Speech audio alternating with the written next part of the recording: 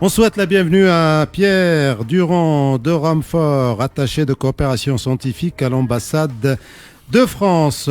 Bienvenue, vous êtes là pour nous parler de ce projet APIS, accompagnement, promotion, innovation scientifique. De quoi s'agit-il ? Merci beaucoup. Bonjour à tous. Alors, accompagnement, promotion d'une innovation scientifique durable en Tunisie. Le mot durable est important. Il faut que ça soit durable. Il faut que ça soit durable. Aujourd'hui, on n'a plus le choix. Il faut que ça soit durable. Véritablement, tout à fait. Donc, ce projet, en fait, ce programme, on va dire un programme parce qu'en fait, c'est un programme qui nous a permis d'incuber un certain nombre de projets. Donc, c'est un programme qui touche à sa fin aujourd'hui, qui a été développé, qui a été mis en œuvre, conçu entre donc l'ambassade de France, le service de coopération d'action culturelle de l'ambassade de France et l'IRD.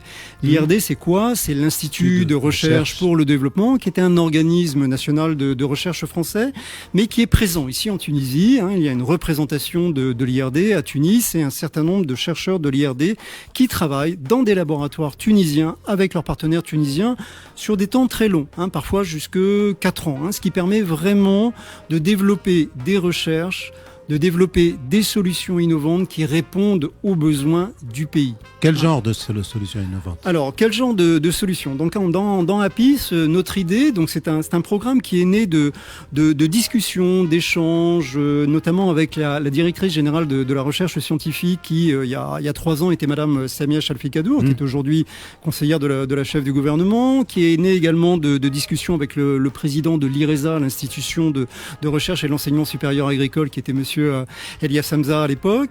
Et donc, l'idée, c'était, il y a une très bonne recherche qui se fait ici en Tunisie, une très bonne recherche scientifique. Il y a des têtes en Tunisie.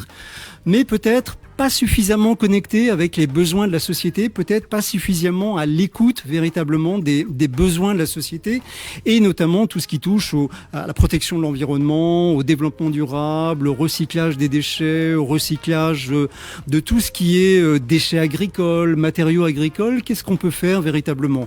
Donc ce programme APIS, qui est financé par le ministère de l'Europe et des Affaires étrangères, c'est ce qu'on appelle dans notre jargon un projet FSPI, Fonds de solidarité pour les projets innovants, la société civile, la francophonie et le développement humain. Vous voyez, bon, voilà.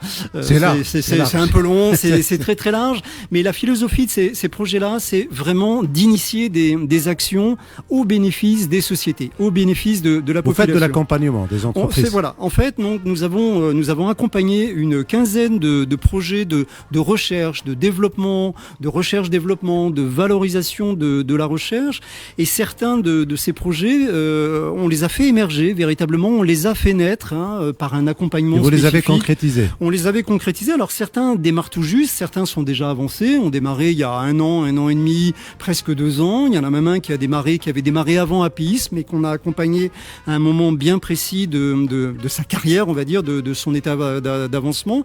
Et donc ce sont des projets qui, pour la plupart, effectivement, répondent à des problématiques de gestion de l'eau, d'irrigation intelligente, de mise au point, par exemple, de calendrier d'arrosage pour les producteurs d'agrumes sur le Cap-Bon, de prévention des incendies de forêt, comment détecter les conditions climatiques qui vont faire que peut-être il y a un risque sérieux de prévention. Pardon ? Vous apportez tous les moyens pour tout ça ? Alors, on a apporté un certain nombre de moyens. De savoir-faire, d'accord, mais les moyens. Voilà, donc ça a été, par exemple, de l'achat d'équipements, de l'accompagnement, de mise en relation avec des experts aussi, etc. Donc ça a surtout été ce type d'accompagnement-là. Les projets, ils vont continuer après APIS. APIS se termine là dans quelques jours, à la fin du mois. On va le clôturer le 22 février à l'Institut français. Mais c'est pas grave. C'était vraiment l'idée, c'était d'accompagner, de lancer ces projets-là qui vont vivre leur vie et qui, on l'espère, vont trouver de nouveaux financements. En tout cas, on s'y attelle déjà.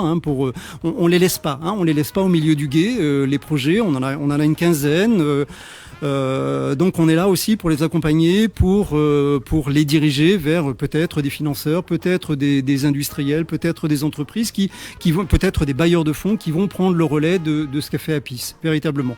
Mais l'idée, c'est vraiment des solutions innovantes, de la science ouverte, de la science, je dirais, consciente, véritablement, des enjeux, c'est-à-dire une science, une recherche à impact socio-économique. Et ça, c'est une préoccupation des autorités tunisiennes, et j'espère qu'on a contribué modestement à répondre un petit peu. Il faut que ça soit durable. Claude François, Alexandrie, Alexandra. Merci beaucoup. Merci.